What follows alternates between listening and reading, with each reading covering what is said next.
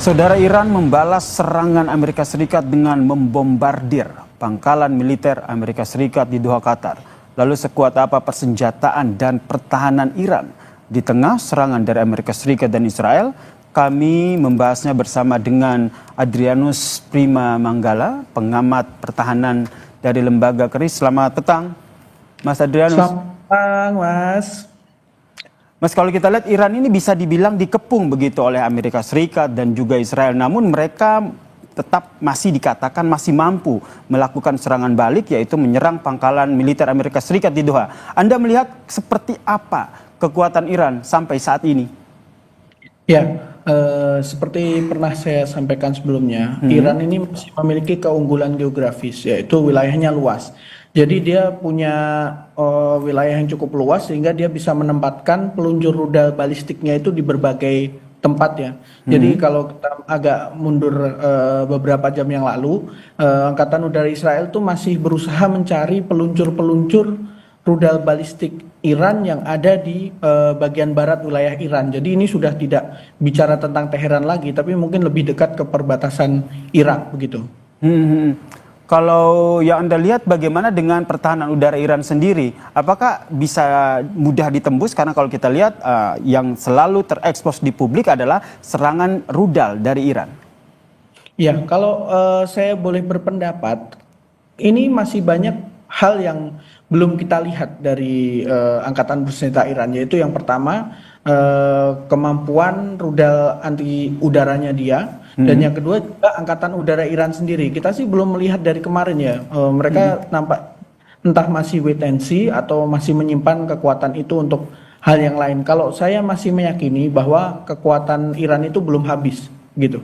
Kekuatan Iran masih belum habis sehingga Anda melihat serangan balasan yang dilakukan oleh Iran akan terus dilakukan. Terlebih tadi sebelumnya kita sampaikan bahwa ada rudal dari Iran yaitu Khorramshahr dengan jarak 2000 km. Iya, betul sekali. Memang apalagi yang serangan tadi ya, saya lihat memang ada sedikit perbedaan strategi dari serangan Iran sendiri, yaitu mereka berusaha supaya secara psikologis orang-orang Israel itu akan lebih lama berada di bunker. Jadi begitu alarm serangan udaranya sudah akan dimatikan atau baru saja dimatikan, mereka akan meluncurkan salvo rudal baru. Jadi memang ini kalau menurut saya masih bagian dari perang psikologis yang sebelumnya, terlepas dari gencatan senjata yang klaimnya sudah disetujui semua pihak ini.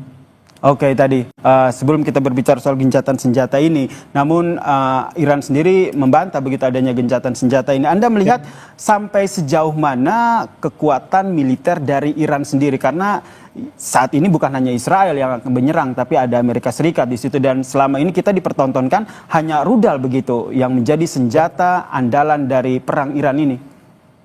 Ya, kalau saya lihat juga serangan ke pangkalan di Qatar itu ya, itu ada beberapa analis dan beberapa sumber menyimpulkan sepertinya memang sudah ada notifikasi ke pemerintah Qatar, karena pangkalan yang diserang itu selain menjadi pangkalan yang disewa oleh Amerika Serikat, itu juga menjadi pangkalan utama angkatan bersenjata Qatar. Jadi mungkin mereka masih menghindar untuk membawa konflik ini ke skala yang lebih besar. Mungkin itu salah satu alasan juga kenapa kita belum lihat misalnya aset Iran itu di laut itu banyak gitu, seperti kapal-kapal kecil yang dilengkapi dengan rudal, itu belum kelihatan. Angkatan udara Iran belum kelihatan. Kemudian kita itu masih banyak menjadi perdebatan juga di kalangan analis masalah rudal pertahanan udara dan radar-radarnya Iran ini, apakah memang sudah hancur oleh Israel atau masih ada dan disimpan. Ini kita masih melihat bahwa sepertinya Iran juga masih menyimpan beberapa kekuatan dalam perang ini. Jadi menurut Anda nafasnya Iran dalam perang ini masih panjang begitu ya, sehingga mereka tidak langsung gencatan senjata, namun justru membalas dengan menyerang pangkalan militer Amerika Serikat di Doha, Qatar ya?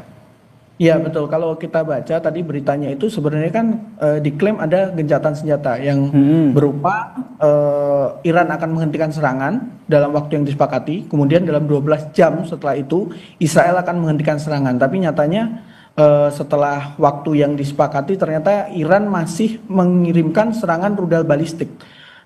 Dari beberapa klaim itu 2 rudal, memang jumlahnya tidak banyak, tapi kita masih menebak-nebak apakah ini dengan koordinasi dari Komando Sentral Iran atau memang ini adalah sebuah pesan bahwa mereka ya kami belum setuju dengan gencatan senjata ini begitu.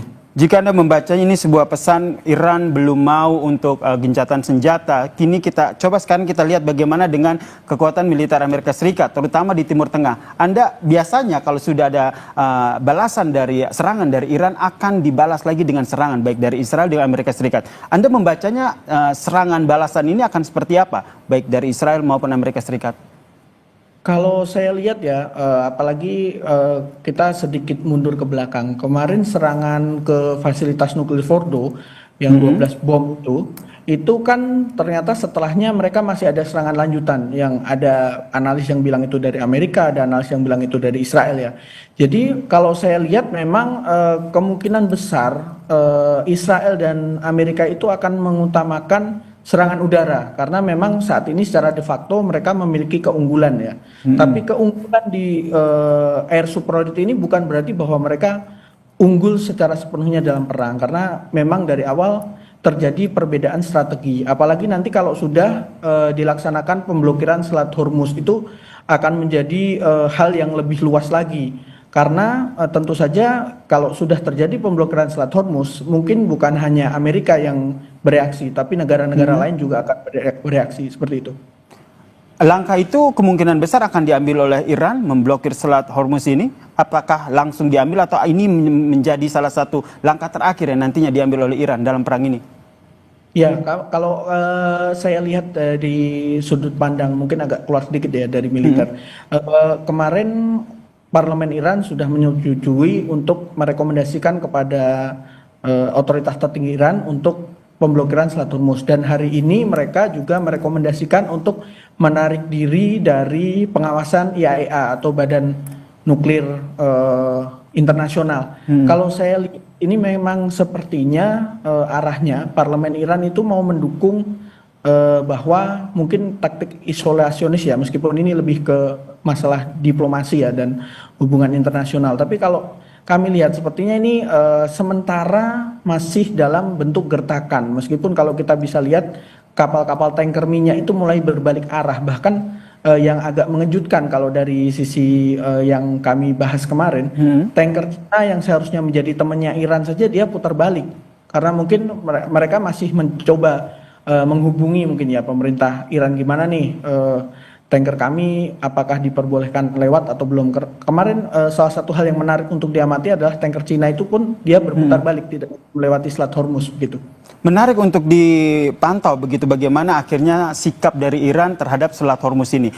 Apakah menurut Anda dengan ditutupnya Selat Hormuz ini akan meredakan ataupun akan bisa menjadi salah satu upaya untuk gencatan senjata antara kedua negara? Nah, kalau saya lihat ya dari sisi sudut pandang militer ini adalah tentang bargaining saja. Meskipun kita harus fair juga menilai bahwa mungkin kalau dari kemampuan angkatan laut Iran akan susah untuk all out war atau perang total di Selat Hormuz. Jadi strategi mereka mungkin berfokus pada peranjauan untuk menutup jalur.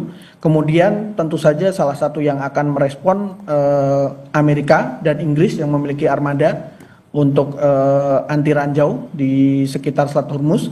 Kemudian yang kedua yang tentu saja ditakuti oleh banyak orang adalah serangan rudal seperti yang dilakukan Houthi, serta satu lagi yang tidak dimiliki Houthi adalah kalau saya tidak salah ingat itu ratusan kapal-kapal kecil yang dilengkapi dengan rudal anti kapal, yang itu tentu saja mereka akan bisa bersembunyi di tempat-tempat yang sempit untuk kemudian menembakkan rudalnya. Ini mungkin yang menjadi dasar kenapa kapal tanker Cina pun sampai balik arah di Selat Hormuz. Begitu. Ini yang salah satu menurut Anda yang dipersiapkan oleh Iran begitu. Kalau kita lihat tadi Iran, bagaimana dengan kekuatan militer Amerika Serikat terutama di daerah Timur Tengah? Anda melihatnya bagaimana?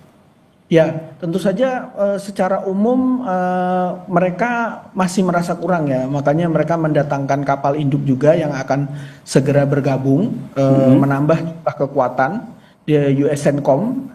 Jadi mereka memiliki komando sendiri di Timur Tengah. Tapi memang saat ini sebagian besar dari awal fokus mereka lebih pada kekuatan anti ranjau, pertahanan udara, dan juga pesawat untuk menyerang. Cuman memang kita belum melihat pesawat-pesawat tempur Amerika yang konvensional ya, bahkan yang F-35 memasuki ruang udara Iran. Jadi memang untuk pesawat tempur masih didominasi oleh pesawat tempur Israel begitu. Jadi kami juga melihat dari Amerika Serikat pun masih gimana ya, wait and see mungkin.